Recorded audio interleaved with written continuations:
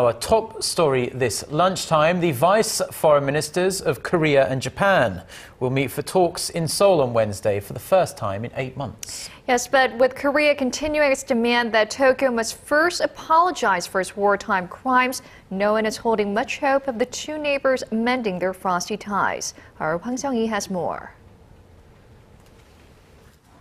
Amid souring ties between South Korea and Japan, Japanese Vice Foreign Minister Akitaka Saiki will arrive in Seoul Wednesday for talks with his South Korean counterpart Cho Tae-yong. Seoul's foreign ministry says the two sides will exchange views on a range of issues with no fixed agenda, but the timing of the visit is notable. It comes just days after Korean Foreign Minister Byung-se called on Japan at a UN session to take responsibility for its sexual enslavement of women in the early 20th century.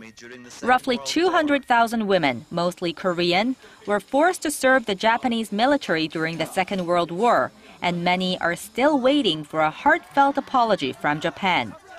The United States has been urging the two neighbors to put history behind them and to mend ties, concerned the intensifying friction will affect their trilateral alliance, which is key for countering North Korean threats and keeping an increasingly assertive China in check.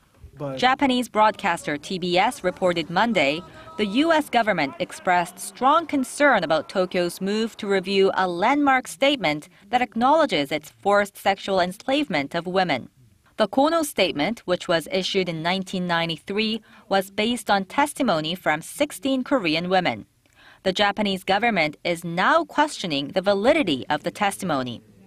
In April, U.S. President Barack Obama will try to resolve the diplomatic row when he visits Seoul and Tokyo for summit talks. Ahead of President Obama's trip, the three leaders will meet at the end of this month in The Hague for the Nuclear Security Summit. While some point to the possibility of a trilateral summit, the chances of the two neighbors shaking hands are slim. South Korean President Park Geun-hye has made it perfectly clear she will not sit down with a leader who fails to acknowledge his country's historic wrongdoing. Hwang Sung-hee, Arirang News.